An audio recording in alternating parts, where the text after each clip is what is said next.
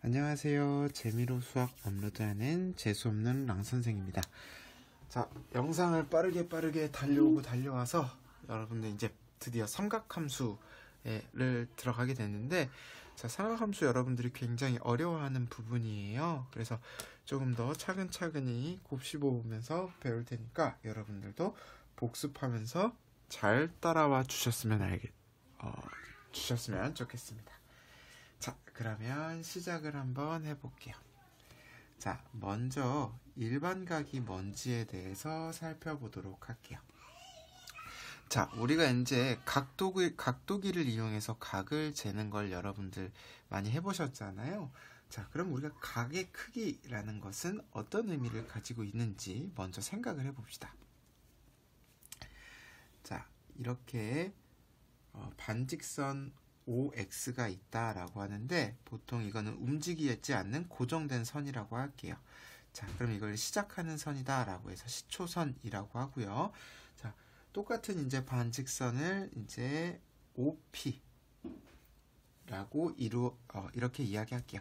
자, 그러면 요렇게 이루어진 XOP, 요 각 XOP를 이야기를 할 수가 있는데, 요 각 XOP에 뭘 이야기할 거냐면요, 요 OX에서 OP로 갈 때까지 회전한 양을 바로 각의 크기라고 이야기를 합니다. 자, 무슨 말인지 이해가 되시나요? 다시 한번 설명을 할게요. 자, 이 OX에서 OP로 가는 회전하는 양을 우리가 요 각 XOP의 크기라고 이야기를 하는 거예요. 자, 우리가 회전하는 양은 자로 잴 수가 없겠죠. 그렇죠? 여기서부터 여기까지 길이를 재는 것도 불가능하고, 그래서 우리가 각도라고 하는 것은 회전하는 양을 표현하는 방법이다라고 생각을 하시면 됩니다.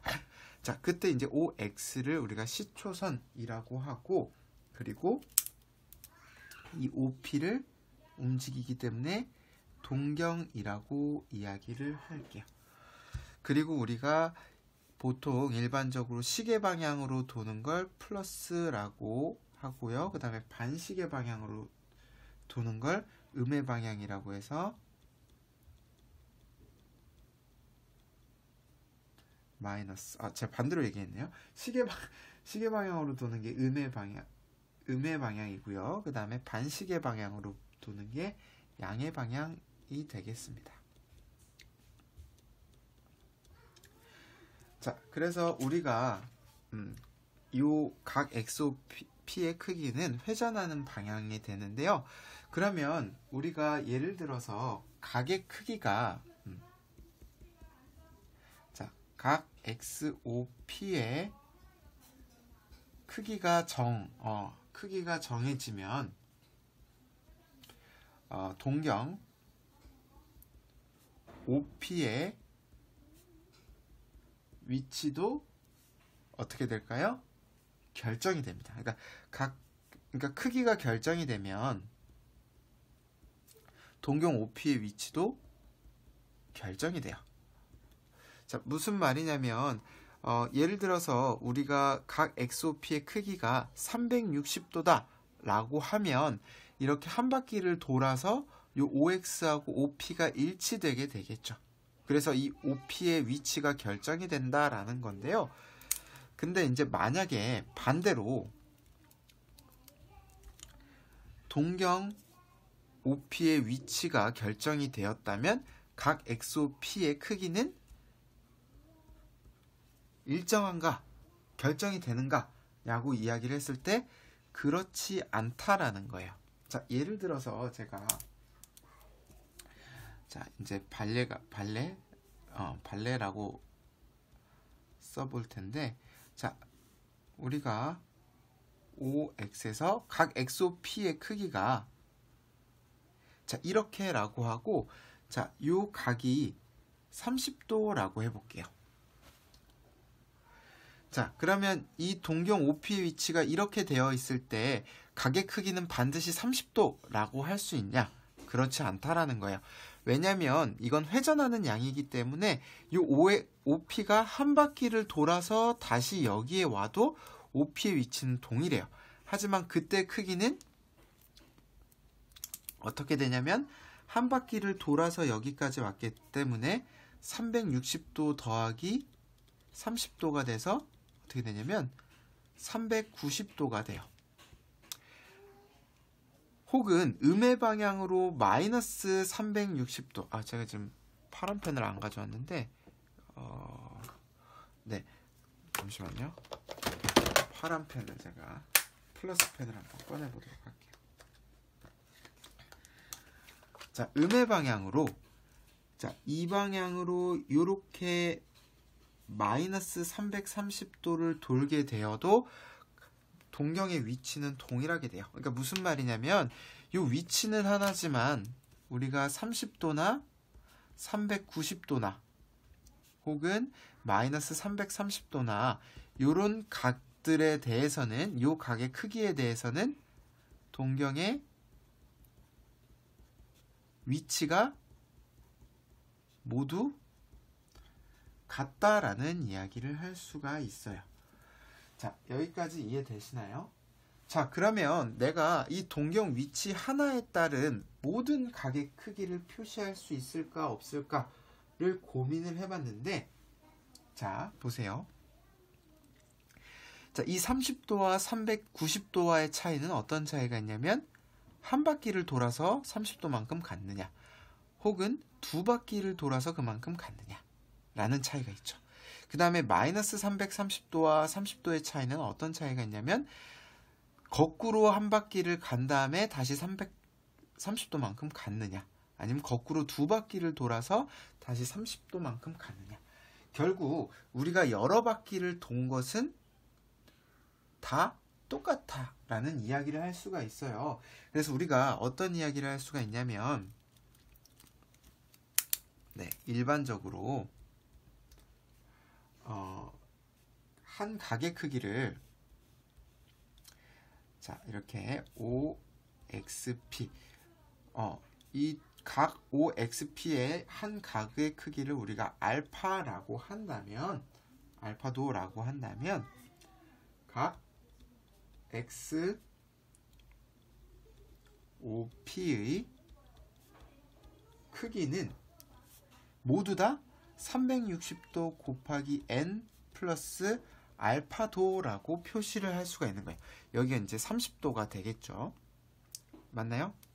그리고 여기서 n은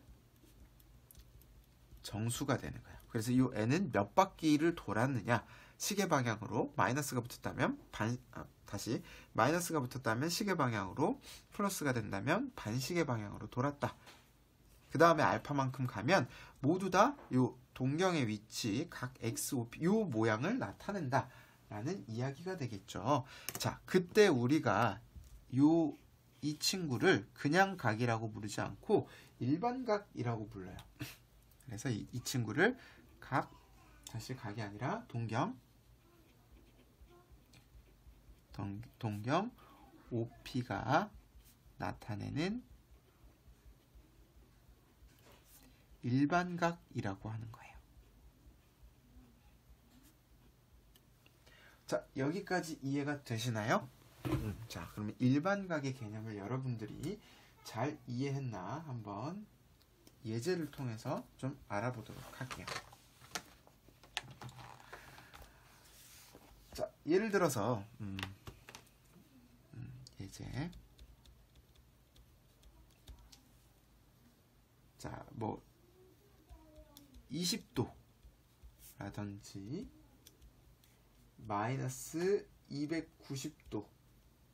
자, 이런 각들이 있을 때 이런 각들을 일반각의 형태로 나타내어라. 일반각 360도 곱하기 n 플러스 알파도의 형태로 나타내어라. 단 알파도는 0도에서 360도 사이로 설정을 하여라 라고 이제 문제가 주어질 수가 있어요. 자, 그러면 첫 번째 이 20도의 경우는 우리가 어떻게 표현을 할 수가 있겠어요? 네, 바로 360도 곱하기 n 플러스 20도라고 표현을 할 수가 있어요.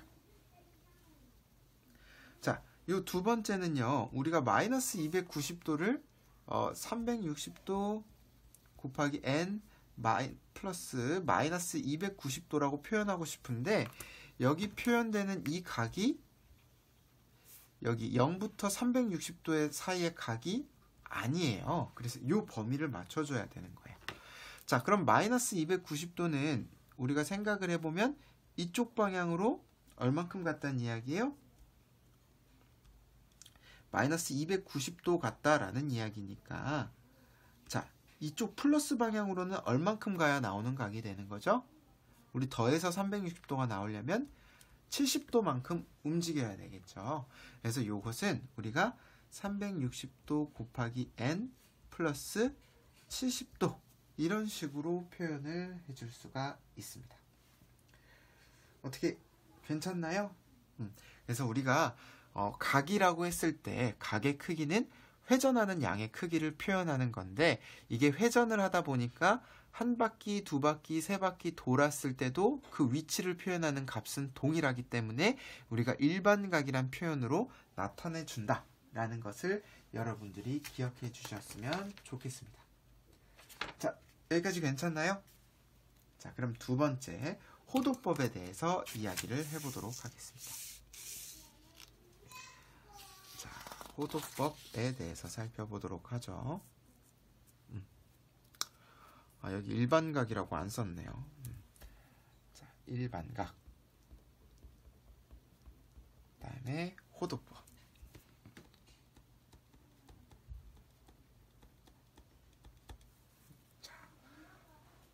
자, 호도법은 뭐냐면요. 여러분들, 각의 단위인데요. 각을 표현하는 방법 중에 하나예요.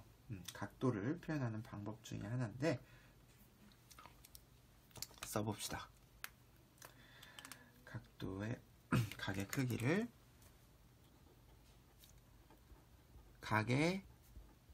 크기를 나타내는 방법 중 하나. 자, 우리가 여태까지는 일반각을 이용해서 일반각을 이용한 게 아니라 각도를 이용해서 표현을 했죠. 60분법을 이용해서 표현을 했었는데 호도법이란 단위를 하나 배울 거예요. 자, 앞에서 60분법은 우리가 도로 배웠다면 이제는 뭐로 배울 거냐면 라디안이라는 기호를 써서 배울 겁니다. 요게 이제 단위예요. 우리 뭐 센티미터나 미터, 인치 이런 단위를 표현하는 단위인데, 자, 우리 보통 초등학교 때도 그렇지만 여러 단위를 배우면 단위 간의 환산을 하는 방법을 배우죠. 그래서 우리가 앞에서 배웠던 60분법과 라디안, 요 호도법에서의 그 단위를 변환하는 방법에 대해서도 이용을 할 거고요. 이 호도법을 이용해서 우리가 부채꼴의 넓이, 호의 길이 이런 것들을 쉽게 구하는 방법에 대해서도 설명을 좀 해보도록 하겠습니다. 자, 그럼 먼저 원을 그려보도록 할게요. 자, 호도법을 정의하기 위해서 원을 좀 그려볼 텐데, 원을 잘 그려야 되는데 반지름이 망했다. 근데 원래 원 잘 그리면 사이코라던데. 제가 원래 사이코는 아니어서요. 자, 원입니다. 반지름이 r인 원에서 자, 호의 길이도 r이고 반지름의 길이일 때 호의 길이가 r이 되는 요 각의 크기 있죠? 요 알파도를 우리가 뭐라고 정의할 거냐면요. 1 라디안이라고 정의를 할 거예요. 자, 요 호의 길이가 반지름이랑 동일해지면 요게 1 라디안의 크기라는 거예요. 이해가 되나요? 자, 그러면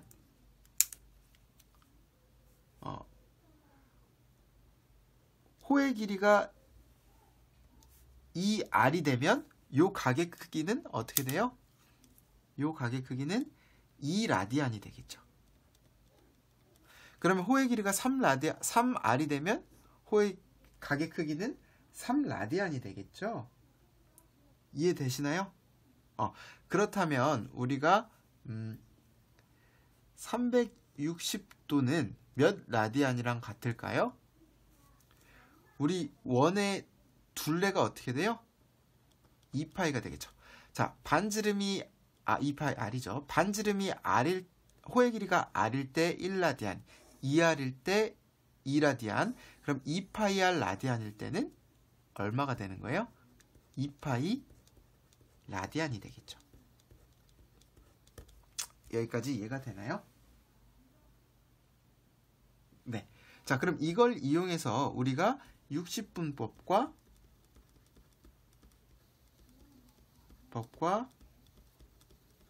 호도법 사이의 관계에 대해서 살펴볼 수가 있죠. 자, 1라디안은 어떻게 돼요? 1라디안은 나눠주면 되겠죠. 2파이분의 360도니까 얼마가 돼요?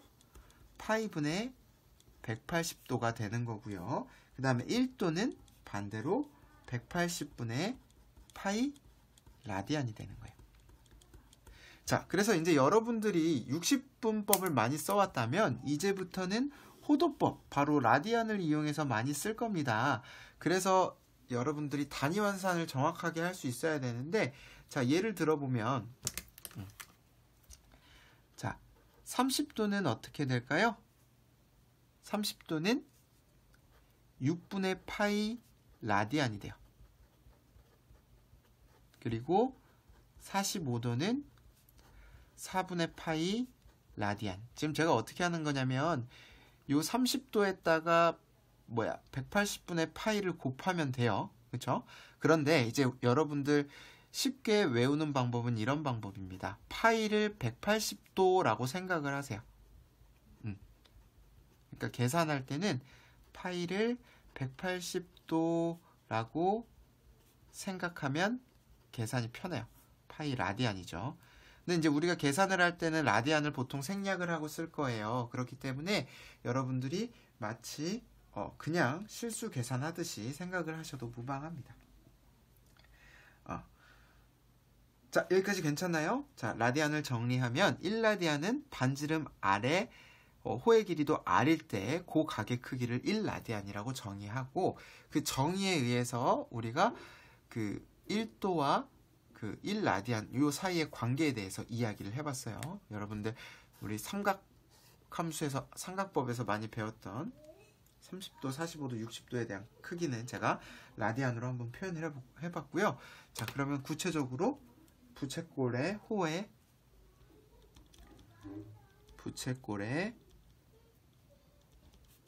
호의 길이와 넓이에 대해서 한번 살펴보도록 할게요.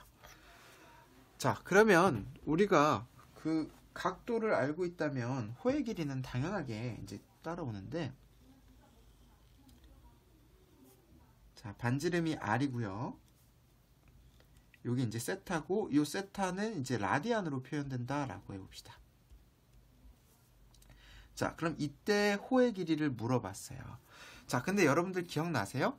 자, 지금 제가 아까 설명했었던 게 여기가 1라디안이면 반지름이 r이겠죠.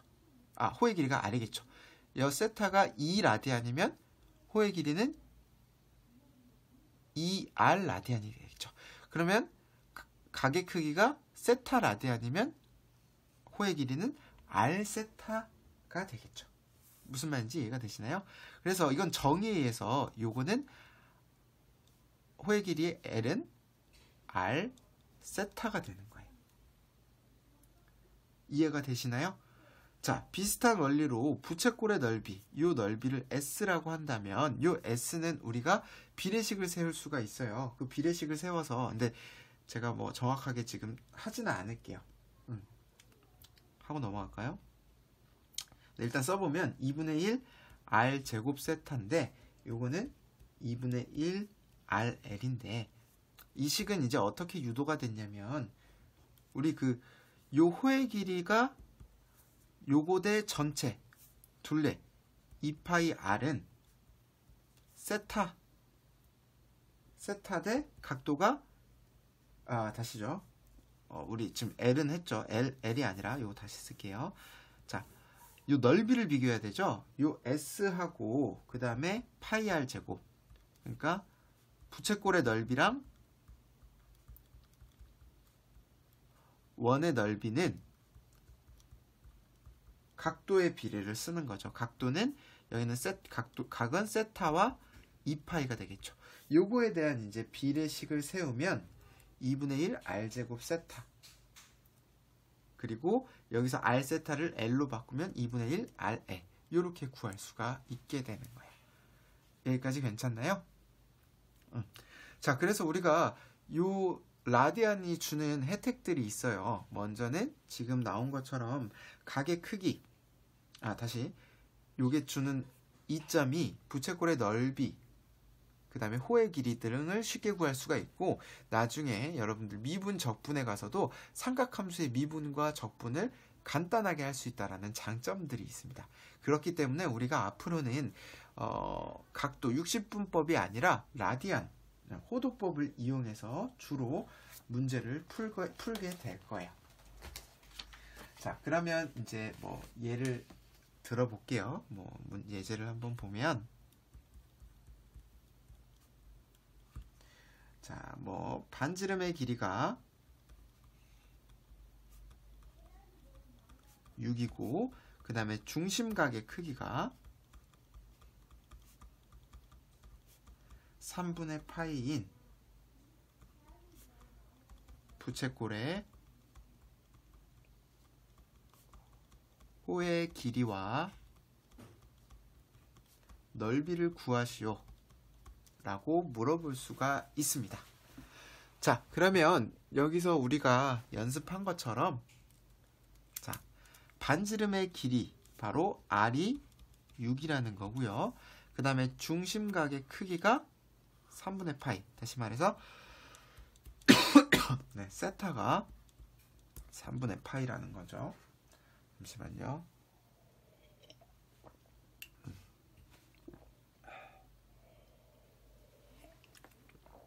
네. 자, R과 세타가 주어졌기 때문에 호의 길이 L은 R 세타가 돼서 6 곱하기 3분의 파이를 하면 2파이가 되는 거예요. 자, 그리고 넓이. 자, 넓이는 제가 아까 공식이 어떻게 된다라고 했냐면 S는 2분의 1 R 제곱 세타 혹은 2분의 1 RL. 그래서 여기 L을 구해놨으니까 이 두 번째 공식을 쓰죠. 2분의 1에 6 곱하기 2파이를 계산해주면 6파이가 되는 거예요. 그래서 2파이와 6파이가 답이 되겠죠. 자, 그래서 오늘은 일반각과 호도법에 대해서 다뤄봤어요. 여러분들이 보통 각도가 뭔지부터 잘 정의를 모르고 가는 친구들이 있거든요. 그래서 여러분들이 그런 용어의 모호함에 대한 막연한 두려움을 갖지 마시고, 각은 쉽게 말해서 회전하는 크기를 측정할 때 쓰는 단위가 된다. 그러니까 각의 크기는 회전하는 양을 측정하는 것이다 라고 생각하시면 되고, 그것의 표현 방법이 바로 두 가지가 있다라는 거예요. 일반 60분법과 호도법이 있는데, 오늘은 호도법에 대해서 배웠던 거고, 그 다음에 요 동경, 요 각의 크기를 나타낼 때 이 동경의 위치를 보면 여러 가지 각이 동일한 위치를 나타내고 있기 때문에 우리가 일반각이라는 방법으로 정의를 해준다라는 것을 여러분들이 기억하시면 됩니다. 자, 이제 오늘은 좀 삼각함수 들어가기 전에 기본적인 내용들에 대해서 설명을 했어요. 여러분들이 다음 영상을 시청하시기 전에 그 삼각함수의 그 특별한 각들 있죠? 그 삼각 사인, 코사인, 탄젠트의 그 값들, 삼각비에 대해서 여러분들이 좀 기억을 하셔야 되고, 그리고 사인 30도, 사인 45도, 사인 60도가 아니라 이제는 사인 6분의 파이, 사인 4분의 파이, 사인 3분의 파이 이런 식으로 우리가 외워야 되니까 여러분들이 그걸로 바꿔서 계산하는 연습을 추가로 해보시면 좋을 것 같습니다. 자, 대단히 고생했습니다. 여러분들 다음 영상으로 찾아뵐게요. 안녕.